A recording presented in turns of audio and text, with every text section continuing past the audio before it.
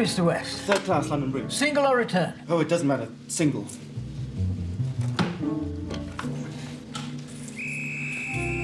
Quickly. Quickly.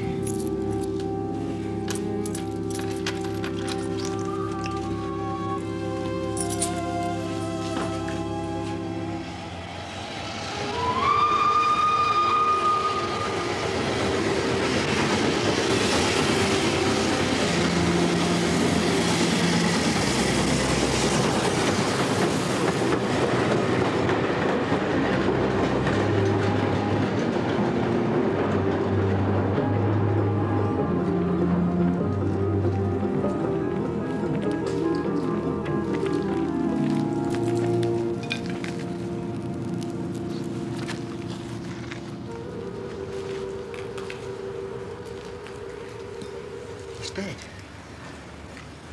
Must have fallen from the train. Yeah, look at his head. You nip back to the station, tell them what happened. I'll stay here.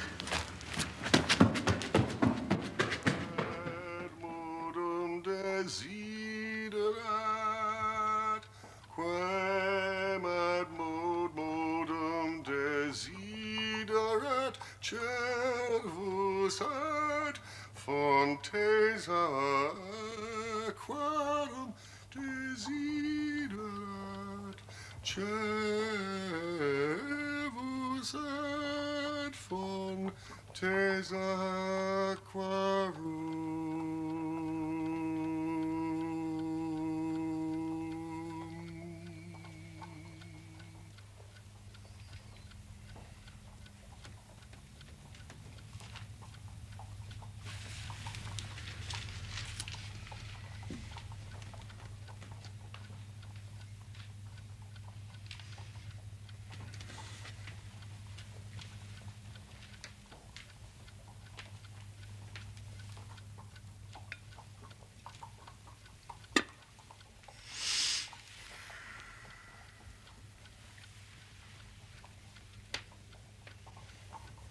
It's a real pea souper.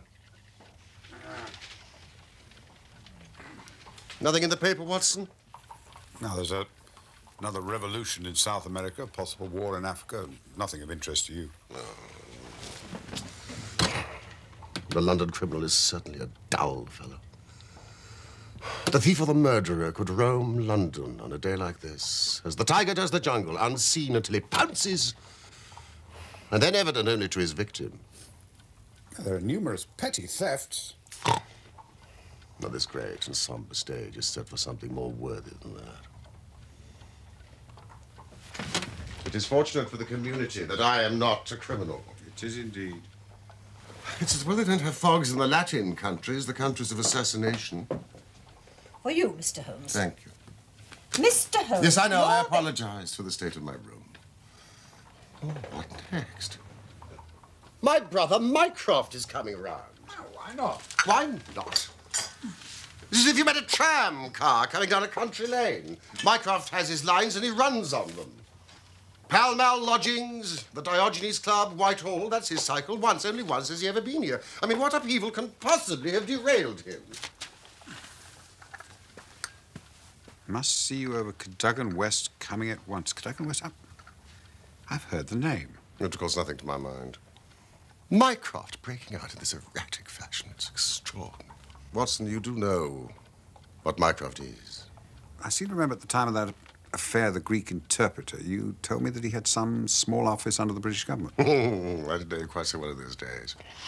His position is unique. He's made it for himself. There's never been anything like it before, nor will be again. He has the tidiest and most orderly brain, with the greatest capacity for storing facts of any man living. The conclusions of every government department are passed to him. He is the central exchange, which makes out the balance. All other men are specialists. His specialism is omniscience. Time and time again, Mycroft's word has decided national policy. Then Jupiter himself is descending upon us today. Yes, indeed. No trace of Cadogan West. West. I have it. Yes, Cadogan West. Cadogan West was the young man who was found dead on the underground on Tuesday morning. Oh, yes. It was a featureless case, as I remember. Young man killed falling from a moving train. No robbery, no violence. Watson, brother Mycroft. Oh. That looks like our old friend Inspector Bradstreet. Why should he bring a policeman with him? Ah, here we are. Cadogan West. Clerk at the Woolwich Arsenal, 27, unmarried. Government employee, but hold the link with my brother Mycroft. Sherlock? Mycroft! Doctor, Watson. Watson. You know Bradstreet. Holmes, Dr. Watson. Cadogan West. A most annoying business, Sherlock. I extremely dislike altering my habits, but the powers that be would brook no denial. In the present state of Siam, it's most awkward I should be away from the office. But it is a real crisis, Sherlock. I've never seen the Prime Minister so upset. And as to the Admiralty, buzzing like an overturned beehive. Do sit down, Bradstreet. Well, there's nothing unusual reported in the newspapers. I should hope not. The wretched youth had the plans of the Bruce Partington submarine in his pocket. Well, you must have heard of it. Only by name. Its importance can hardly be exaggerated. It has been the most closely guarded of all government secrets. You may take it from me that naval warfare becomes impossible within the radius of a Bruce Partington operation. So what sort of plans are we talking about? Extremely intricate ones, Sherlock. Some 30 different patents, each one essential to the working of the whole. Where are the plans normally kept? In an elaborate safe in a confidential office adjoining the arsenal at Woolwich with burglar-proof doors and windows. If the chief constructor of the Navy himself desired to consult the plans, he would have to go to Woolwich to do so. To think they should turn up in the pocket of a dead junior clerk in the heart of London is simply awful. Then you recovered the papers? No, Sherlock, no, that's the pinch. We have not. Some 10 papers were taken from Woolwich. Only 7 were found in the pocket of Cadogan West. The other 3 are missing, gone, vanished, stolen. You must drop everything, Sherlock. Never mind your usual petty puzzles of the police courts. This is a real international crisis that you have to solve. There are some points of interest in the case, I suppose. I'll be pleased to look into it. Bradstreet. Now, who held the keys to that safe? There are 2 sets of keys. Sir James Walter holds one set. He is the actual official guardian of the papers. A man grown grey in the service of the state. A favoured guest in the most exalted houses, his patriotism is above suspicion. And the other keys? Mr. Sidney Johnson, the senior clerk and draftsman. A silent, morose man, not popular, but a hard worker. His wife corroborates his account of the matter. He was at home the whole of Monday night, and the keys never left the watch chain upon which they hang. What sort of fellow was this man West? Hot-headed, rather impetuous, His duties brought him into daily contact with the plans. Who locked them up that night? Johnson, the senior clerk. And yet they were found on the person of the junior clerk. Well, I mean, that seems final, does it not? Yes, but why would he take And if you think of any reason why he should take them up to London except to sell them. Nope. You must take that as our working hypothesis. West could only have done this with false keys. He opens the safe, takes out some papers, goes up to London to see a foreign agent. He has to have them back before morning, or the loss will be discovered. He took away 10, 7 were in his pocket. What became of the other 3? He certainly wouldn't leave them of his own free will. It all seems perfectly clear to me. As you say, Mr. Holmes, West stole the plans in order to sell them. He met the agent, but they could not agree as to a price. So West returned home again, but the agent followed him. In the train, the agent murdered him, took the more essential papers, and threw the body from the railway carriage. Now, that would explain everything, would it not? It's good. It's very good, Bradstreet. Your theory holds together. But if that is so, the case is at an end. On the one hand, the traitor is dead. On the other, the plans of the Bruce Partington submarine are presumably somewhere on the continent. I mean, what is there for me to do? To act, Sherlock. To act.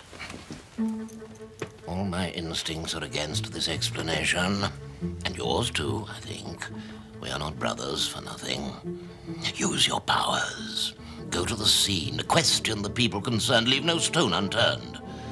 In all your career, you'll never have a greater chance of serving your country. If you, on your part, will be kind enough to send me a complete list of foreign spies and international agents known to be in England, and their full address. Either we, on our part, can begin our investigation by a visit to Aldgate Station, Bradstreet. Watson! Mrs. Hudson! Good evening!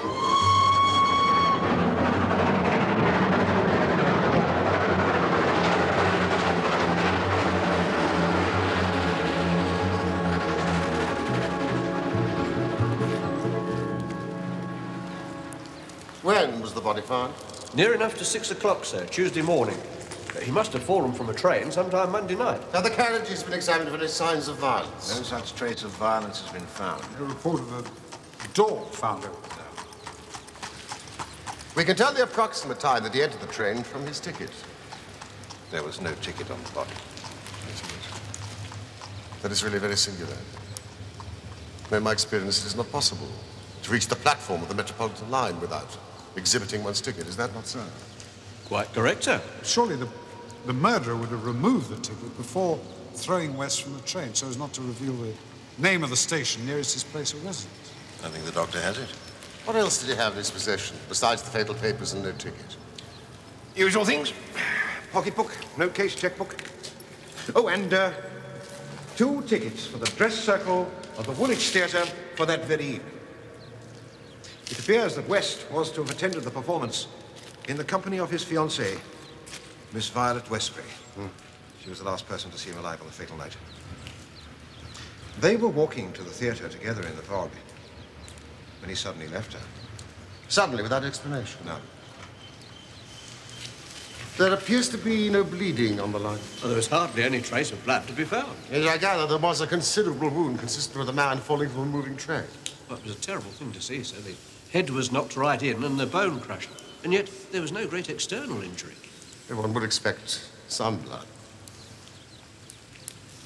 Now, the line runs northeast. Yes, the track divides here, sir. And there's a branch line goes south under the river to Rotherhithe and New Cross. The points.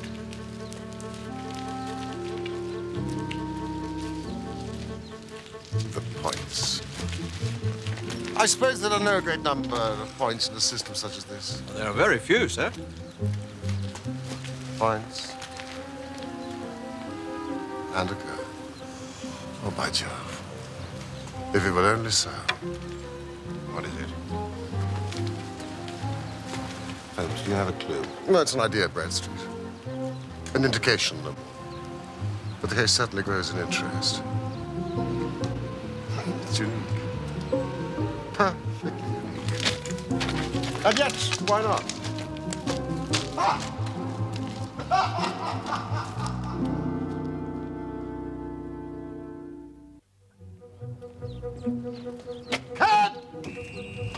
There is material here, Watson. There is scope. I was dull indeed not to see its possibilities. Now I confess it's dark to me. And to me also. But I now have hold of an idea which may lead us far. Now, I think Sir James, the guardian of the plans, claims our first attention. Plumstead Hall!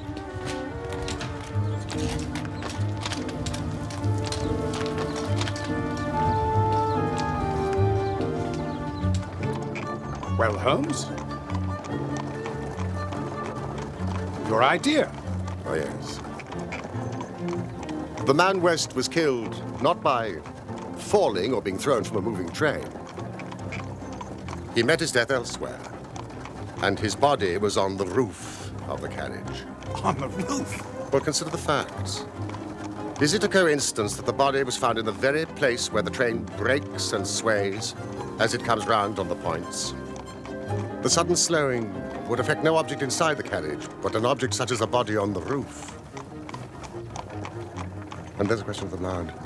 Of course, there was no bleeding on the line if the body bled elsewhere. Each fact is suggestive in itself. Together they have a cumulative force. Yes, and the ticket, too. That would explain the absence of the ticket. Watson, it all fits together.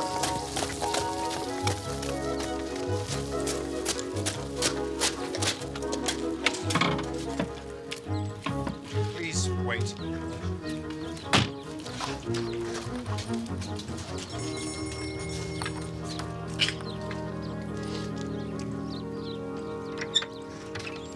Come in, please, gentlemen. We were expecting you.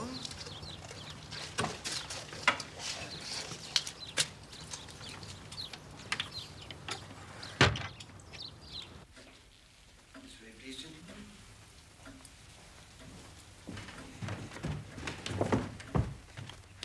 Ah, gentlemen. Thank you, Baines. Thank you, sir. If you'll follow me, the body is upstairs. Wait, one moment.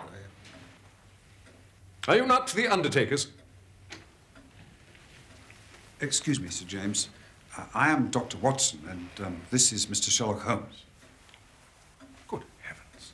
We are helping the authorities in the case of the missing papers. My brother, Sir James Walter, died this morning. I am Colonel Valentine Walter.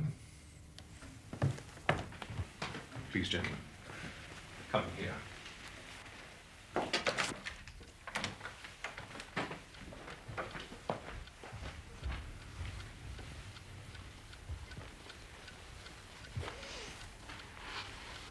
We are very sorry, sir.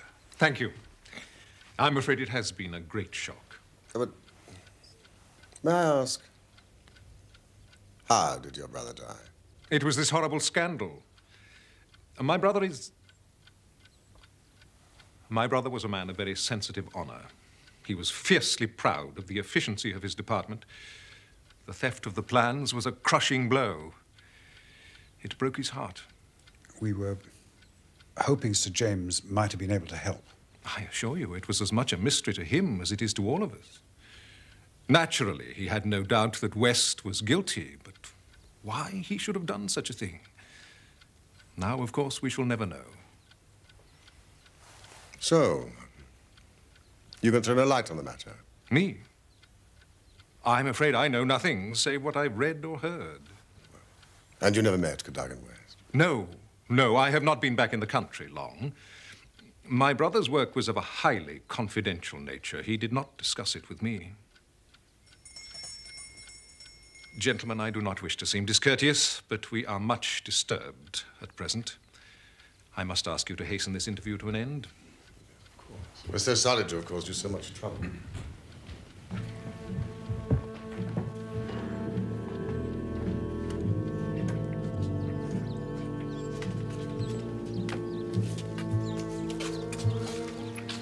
That's an unexpected development.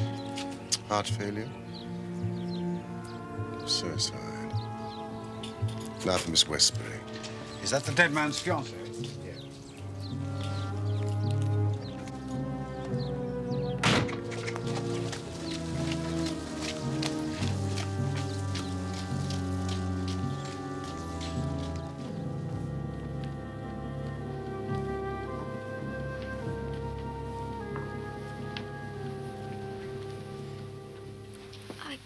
cannot explain it, Mr. Holmes. I haven't closed my eyes since the tragedy. Thinking and thinking and thinking what the true meaning of it can be. Do sit down.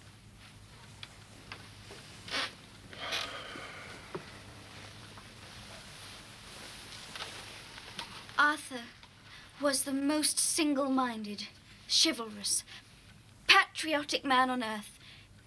He would have cut off his right hand rather than sell a state secret confided to his keeping. It's absurd, impossible, preposterous to anyone who knew him. No, the facts, Miss Westbury. Was he in want of money? No. His needs were very simple, and his salary was sufficient. He'd saved a few hundreds, and we were to marry at the new year. Was there any sign of mental excitement?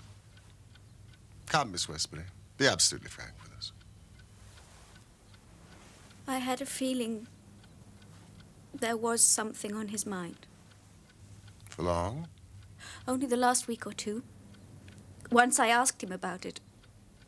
It is too serious to speak about even to you, he said.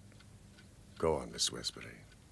I mean, even if it seems to tell against him, we cannot say what it may lead us. He spoke one evening about a secret. I think he said that no doubt foreign spies would pay a great deal to have it. He said that we were slack about such matters and it would be easy for a traitor to get hold of the plans. Oh, Mr. Holmes, if you could only save his honor. It was so much to him. Well, I'll do what I can. Now, please tell us about that last evening. It was Monday night. And we were to go to the theater.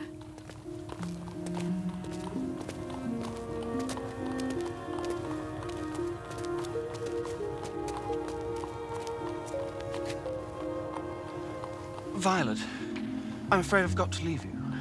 Leave me? It's very, very important. I'm sorry. You'd better go home. Go home immediately, please.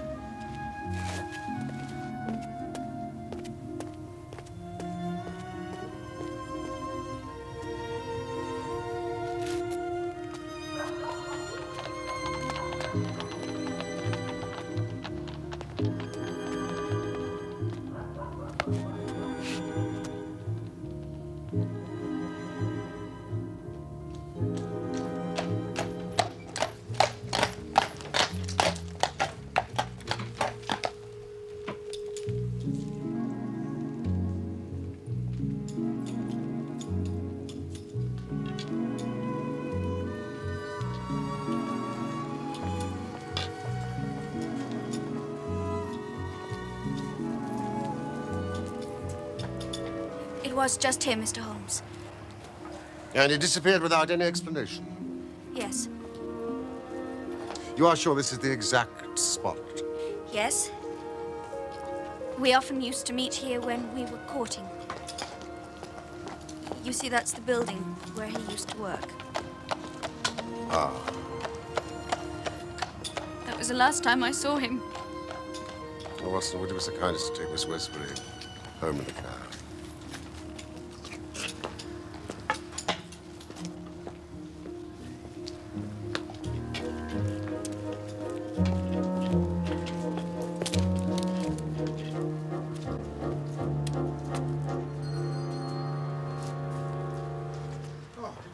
It's very bad. Of course, Mr. Johnson. The whole place is disorganized. West dead, now the chief dead, our papers stolen. And yet, when I closed this office on Monday evening, we were as efficient as any in the service. At what hour was the office closed on Monday? At 5. Did you close it? I'm always the last man out. Is there no night watchman to the building? There is, but he has other departments to look after as well. He's an old soldier, a most trustworthy man. He didn't see anything that evening. Thank you.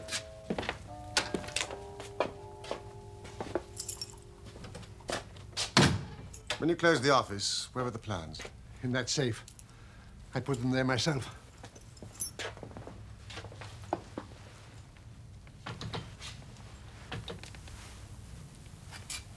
If Cadogan West wished to enter the office after hours, he would need 3 keys written out before he could reach these papers. Yes. Key to the outer door, key to the office, the key of the safe. And only you and Sir James Walter had those keys? Yes, indeed. Sir James kept all 3 keys on one ring. They never left him. And, of course, your keys never left your possession? Never. So if Cadogan West is the culprit, he must have had duplicates. Oh, he's the culprit, all right. It's dreadful to think that West, of all people, should have done such a thing. You're sure of his guilt? I see no other way. He was getting married. He wanted the money. Oh, yes. He's your man. Mr. Johnson, if someone desired to sell the plans, surely it'd be easier to make copies than to take the originals. It would need considerable technical knowledge. May I see these? And, of course, you and West and Sir James Walter had that knowledge. That may be so, but don't try to drag me into this matter, Mr. Holmes. The plans were found on West. It is certainly singular that he should risk taking the originals when he could have safely taken copies. Perhaps it was a matter of time. Ah, yes, time. Now, 3 plans are missing, I understand. They are the vital ones. That is so. Now, someone holding those 3 papers, I mean, could they construct a Bruce Partington submarine? I told the Admiralty that I thought it was possible, yeah. But today I'm not so sure. These all-important double valves with the automatic self-adjusting slots are drawn only on this plan, which has been returned. Would you be so kind as to close those window shutters exactly as they were on Monday night? Window shutters, certainly.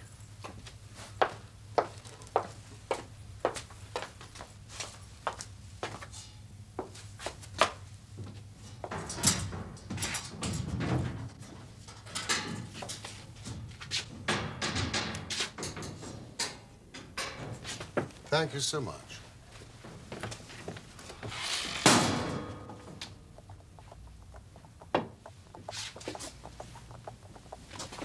Yes.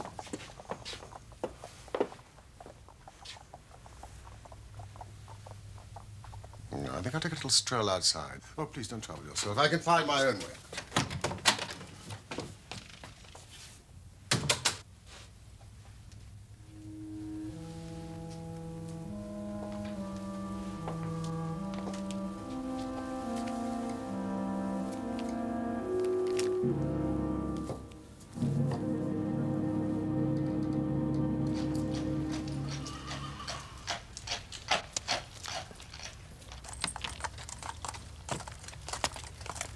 Would you please wait? Holmes? Watson.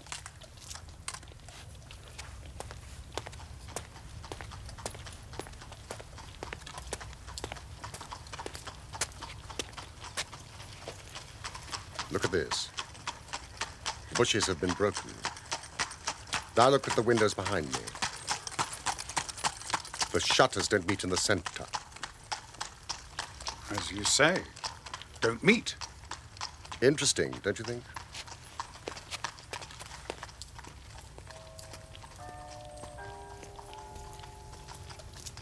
$8.15 to London Bridge.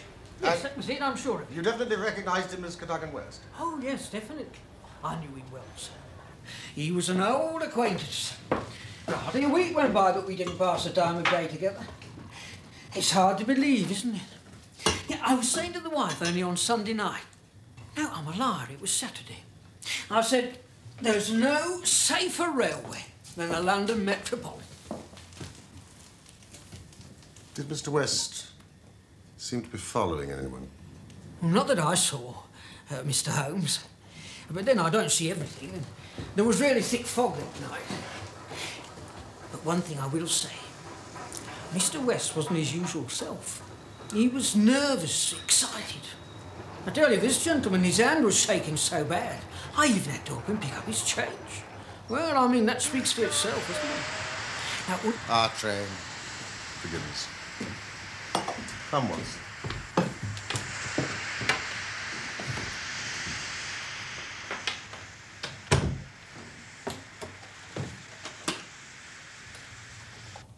Come in. Mr. Holmes?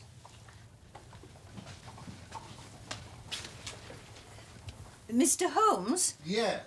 Whilst you were away, a message came for you from the government. From the government? An official gentleman in a special carriage. He said I wasn't to let this out of my sight until I placed it into your own hands. Mrs. Hudson, you are a most faithful watchdog. Oh. That's my brother Mycroft. He writes like a drunken crab. You'd better read it. Doctors are more used to hieroglyphics than normal human beings. Oh, can't read the first bit. Something about small fry and very big affair. Ah, here we are. Only men worth considering. Adolf Meyer. 13 Great George Street. Doubt it's him. Not his style. Oh, Mrs. Hudson! Louis La Lafayette. Camden Mansions, Notting Hill. And that's another old friend, Mrs. Hudson. You're hideously in the way. I'm sorry, sir, but I only have one pair of Now, hands. please disappear. Right, Watson. Ah, Hugo Oberstein, 13 Caulfield Gardens, Kensington. Known to be in town on Monday, now reported to have left. The Cabinet awaits your final report with the utmost anxiety. The whole force of the state is at your back if you should need it. Mycroft. All the Queen's horses and all the Queen's men cannot avail us in this matter.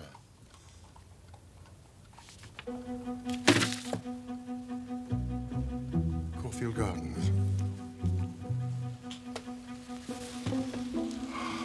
Well, well. What have you found? Things are turning a little in our direction. You know, I really believe that we're going to bring it off after all.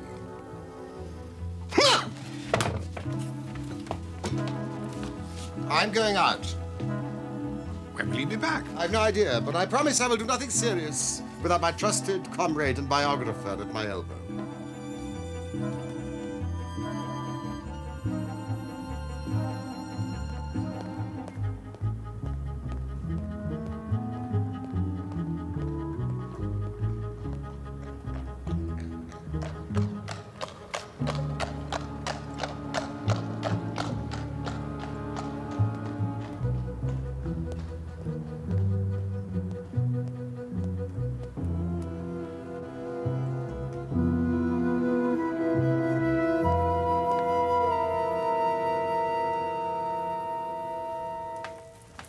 Me to meet him in a restaurant off the Gloucester Road. I just hope you'll be careful, that's all. You're not as young as you were. We know what Mr. Holmes is like once he gets the bit between his teeth. I do indeed. Good night, Mrs. Hudson. Night, Doctor.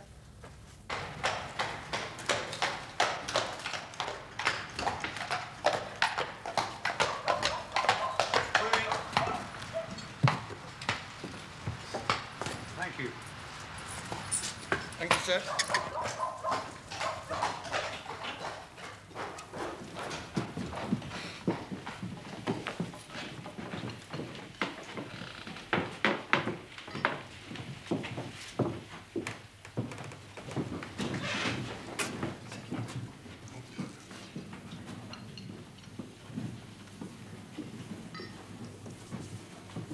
Have you the tools? Have you had something to eat? Yes, indeed. Then have a coffee and a curacao. Signor Galdini! Another coffee and a curacao, please, for my friend. Try one of the proprietor's cigars. They're nothing like as poisonous as one would expect. Oh, thank you. Now,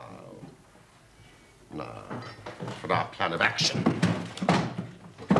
It is evident to you, Watson, that the body was placed on the roof of the carriage. Or dropped from a bridge. No, that's impossible. Placed. The carriage roofs are rounded with no rails. How could he be placed there? In some areas, the London Underground runs clear of tunnels and past the backs of houses. When I found that a leading international agent lived in just such a house, I was so pleased that you were a little astonished at my sudden frivolity. Hugo Oberstein, 13 Corfield Gardens, of course. Exactly. I was able to satisfy myself that not only do the backstair windows open onto the line, but that owing to the intersection of the Richmond and Wimbledon lines with the Circle line near Gloucester Road Station, the trains are frequently held motionless at that very spot. But that's splendid. You've got it. The house appears to be unoccupied. Oberstein obviously having gone abroad to dispose of his booty. He has no reason to fear a warrant. And a spot of amateur burglary would never occur to him. But that is precisely what we are about to do. Well, why? Why? For what purpose? We cannot tell what correspondence may be there. No, I don't like it, Holmes. You can keep watch. I'll do the criminal part. This is no time to stick at trifles. Think of the Admiralty. Think of the Cabinet. Think of the exalted person herself who waits for news. We're bound to go.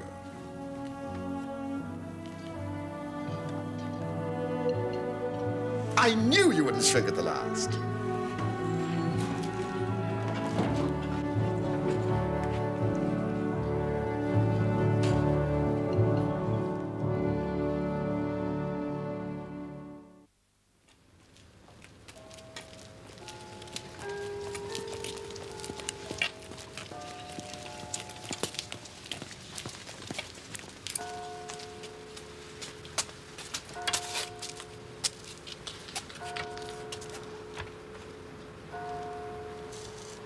Serious proposition, locked and bolted. We may do better in the area.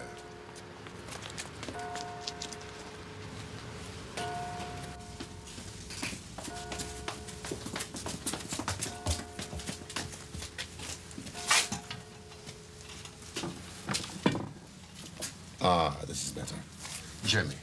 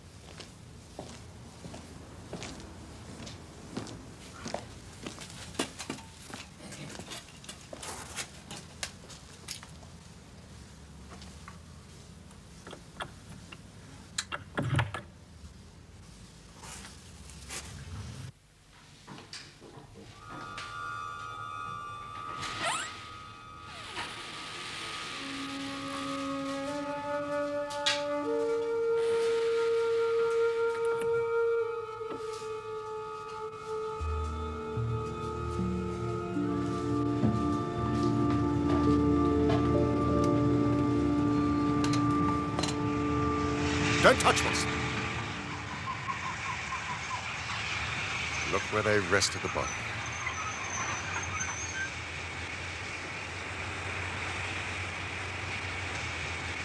Blood.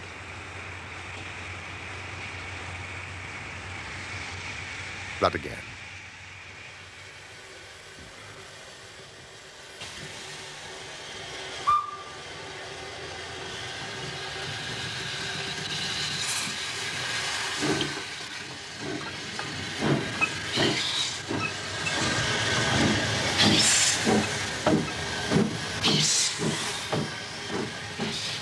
What do you think of that? Masterpiece. You've never risen to a greater height. No, I cannot agree with you. The moment I conceived the idea of the body on the roof of the train, the rest was inevitable. And major difficulties are before us.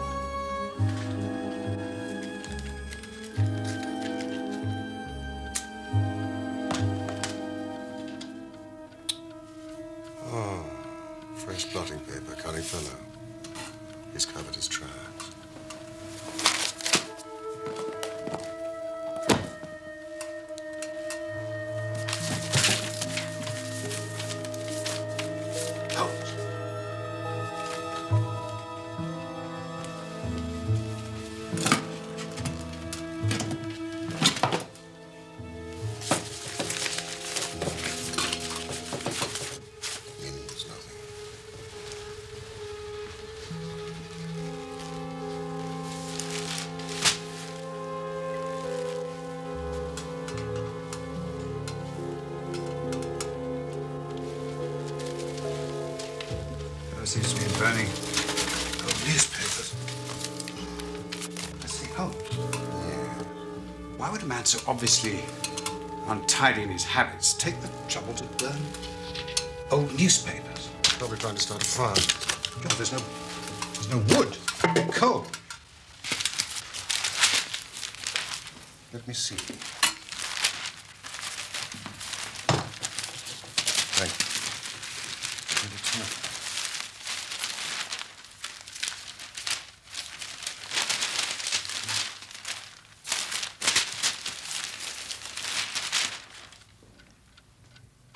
What is it?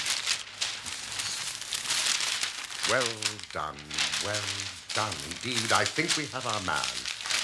Would you look in the agony column of the two remaining copies of the Daily Telegraph, and I think you will find a message from someone calling himself Pierrot. Pierrot. Ah, here we are. Hope to hear sooner. Terms agreed, but must have full report. Matter presses signed Pierrot. And the last.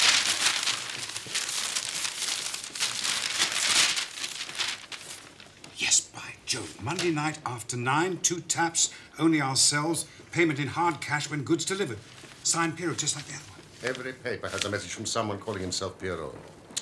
It's an odd name for a villain like Oberstein to use. If only we could get the man at the other end. Watson, quickly. We haven't a moment to lose. Read the papers. Where are we going?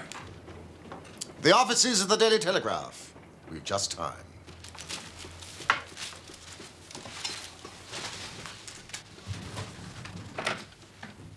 Splendid, Sherlock. Splendid. I always said you'd make the best cat burglar in London if you put your mind to it. Can't do these things in the force, Mr. Holmes. No wonder you sometimes get results that are beyond us. Some of these days you'll go too far. And you and your friend will find yourselves in trouble. England, home and beauty, eh, Watson? Martyrs on the altar of our country. The agony column of the Daily Telegraph, what do you really make of those? Have you seen the advertisement from Pierrot today?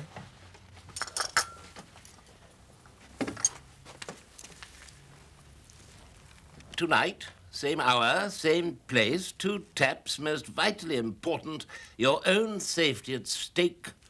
Signed, Pierrot. By George, if he answers that, we've got him.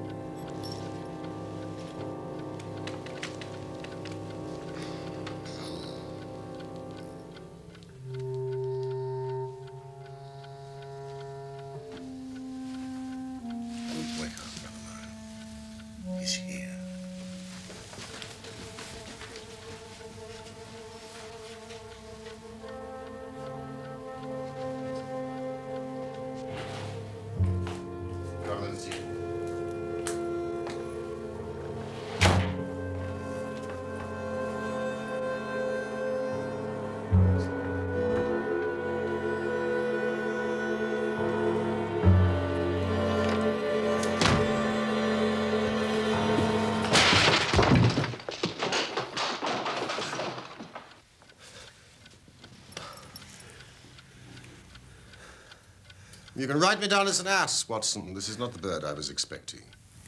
Who is he? Colonel Valentine Walter, Sir James's younger brother.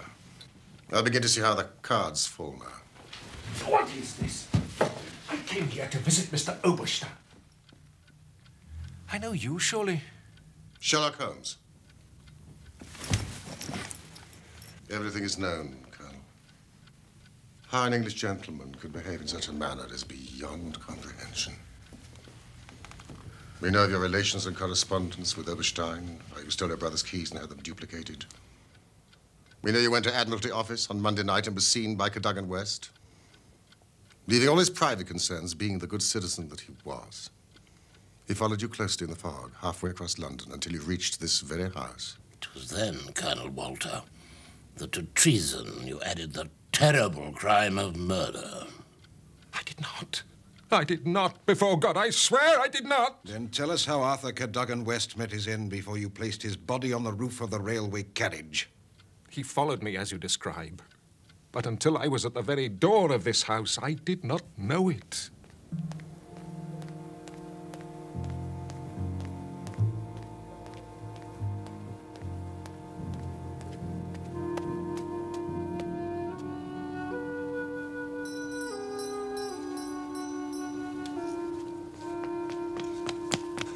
What are you going to do with those papers?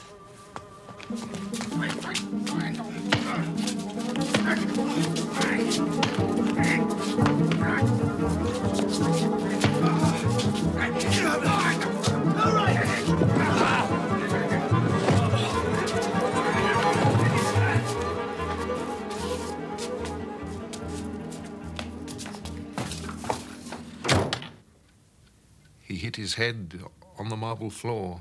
He was dead in a matter of minutes. It was Oberstein's idea to stuff the less important plans in West's pocket and put him on the roof of the train.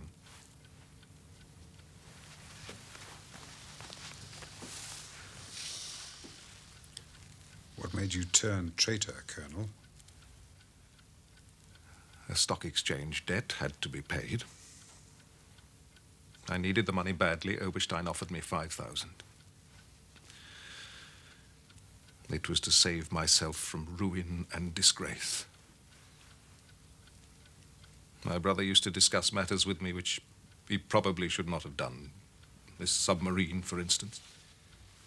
How could he ever guess his own brother would betray him? That was the worst of all. He suspected me, I know he did. I read it in his eyes. And after this West business, he never held up his head again. Can you not make reparation? To ease your conscience and possibly your punishment. What reparation can I make? Where is Oberstein with the papers? I do not know. He said that letters to the Hotel du Louvre in Paris would reach him. Ah. Oh, well, then it is possible for you to help us.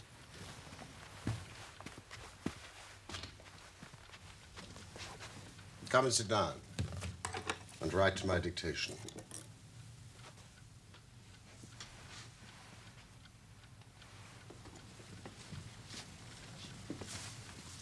Dear sir, in regard to our transaction, you have now observed that one essential detail is missing, but I have a tracing that will make it complete. Is that true, Sherlock? Quite true. What essential detail is missing? The double valves. And automatic self-adjusting slots. Good heavens, how on earth did you know that? I've become quite a submarine expert, brother mine. Now, Colonel, what would be your terms? I must ask you for a further £500. English notes, please.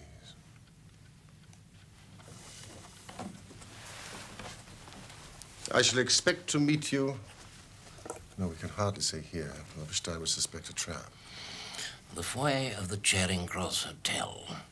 Its proximity to the railway station renders it extremely popular amongst the international spy fraternity. Yeah. Did you get that, Colonel? Noon, Saturday next. I should be very much surprised if that does not fetch our man.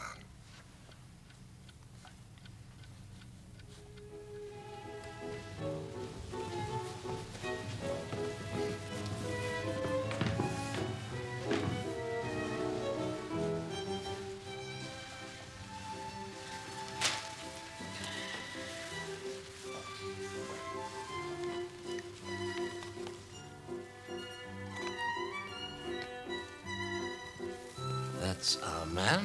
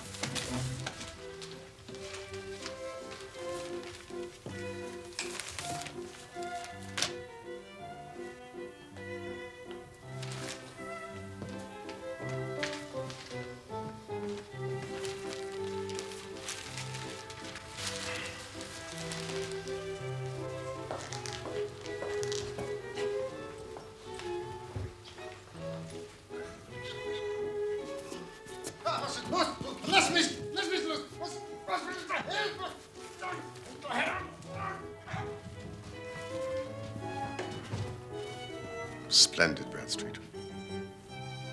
But our traitor has flown. Well, I'll be damned, the cheek of the fella. Good right, gentlemen. I'm keeping him on a long lead. There's an R in the month, and the Diogenes Club has the most excellent oysters. I should like both you gentlemen to be my guests. Come along, Sherlock.